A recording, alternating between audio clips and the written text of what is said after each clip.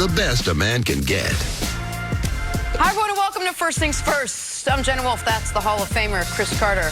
This is Nick Wright. This looks like circus time here. Yeah, because you didn't do one of your you have one pre-show task, Jenna. Jenna, this morning you're like, who has my notes? Who has my coffee? Your only pre-show task is to cut your own straws. Toronto you couldn't Raptors do it this morning. They got to make smaller win game straws. number 3. Oh, Steph Curry there you are. We got a 47. big show for you today. If you stayed up and watched, fantastic. If you didn't, we're going to tell you all about it. Game 3 of the NBA Finals. Klay Thompson was a game-time decision, and the decision was no-go.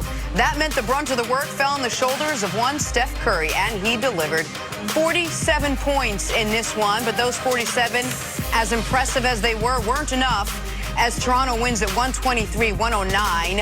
Kawhi Leonard led the way for Toronto with 30 points, and he got help. Every starter for the Raptors scored at least 17 points in this one as Toronto takes a 2-1 series lead. Here is Kyle Lowry after the game. You lose an all-NBA type basketball player in Klay and an all-star. It definitely, it changes their team. But, I mean, Steph had an unbelievable game. 47 points is pretty impressive. But, we just went out there and did our job. We're going to compete no matter what happens. You can count on that. So just got to execute and play smarter. And no matter who's out there on the floor, do what you got to do to win. No one cared that guys are hurt. Everybody want to see us lose. So I'm sure people are happy they're hurt. We just got to continue to battle and win the next game, go back to Toronto, win Game 5, come back to Oracle, win Game 6, and then celebrate. Fun times ahead. He's got it all worked out for himself. Mapped out the rest of the series. Looks like it's going to play out in the Warriors' favor, according to Draymond Green. Nick, let me ask you, was Game 3 more about what the Raptors did well, or Steph having virtually no help? Well, Steph was sensational, and his other teammates couldn't pick up the slack. And we'll get more to Steph later, but I want to focus on the Raptors. You mentioned it. All 5 starters with 17-plus points. Everyone that played for the Raptors shot at least 50% from the field. Think about that. There only 7 guys took shots. All of them shot 50% or better. We spent a long time yesterday talking about in relation to Kawhi Leonard. We were trying to find someone who shoot above 50%. Right. We talked about how hard it is over the course of a finals for a guy to shoot even close to 50, that you would take the mid-40s. The story of last night's game was the Raptors, everyone showed up.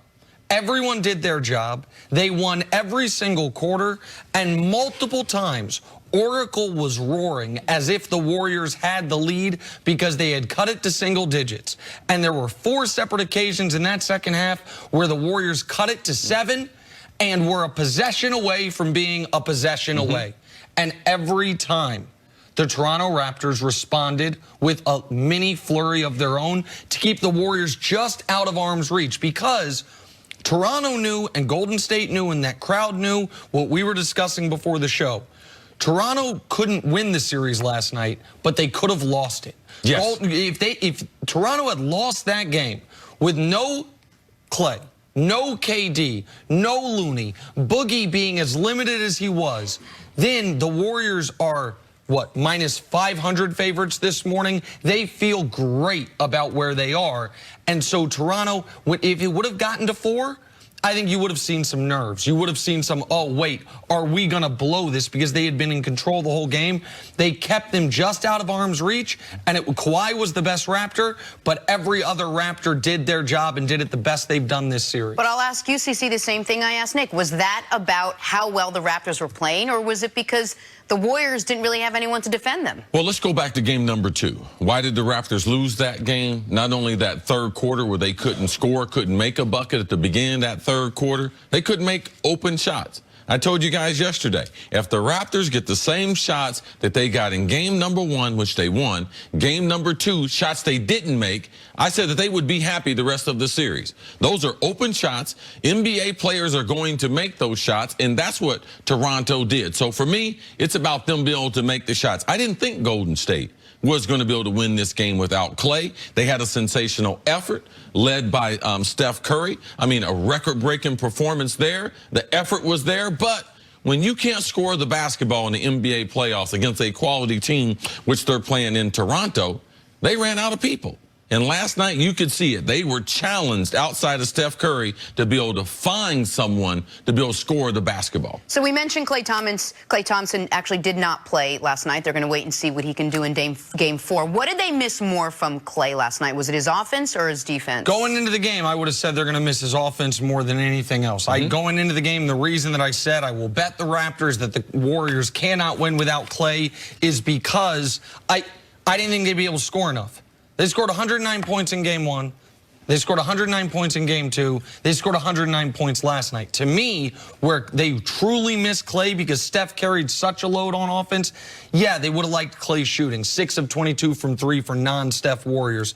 But Klay's defense was desperately missed. Klay had guarded Kawhi in Game 2, which allowed Draymond to play more help side defense. Now, Draymond's got to guard Kawhi. Now, you don't have people meeting Ibaka or Gasol or Siakam at the rim. The trickle-down effect of not having Klay's defense out there, which, by the way, had Klay forced his way into the lineup, he might have been able to hit shots. He wouldn't have had that impact defensively. He wouldn't have been able to move defensively. But when you see the Warriors scored 109, that's almost always enough for them to win a playoff game.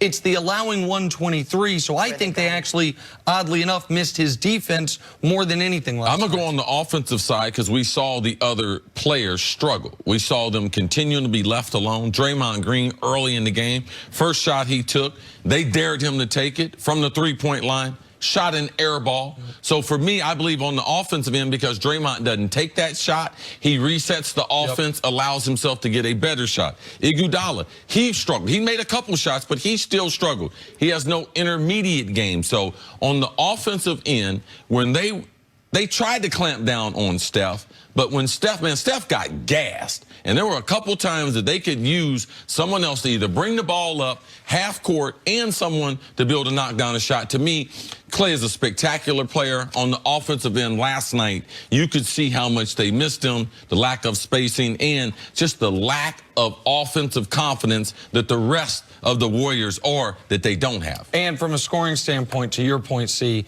person who scored the most points last night's game, obviously Steph Curry. 2, 3, 4, 5, 6. Raptor. They had the next 5 leading scorers in the game.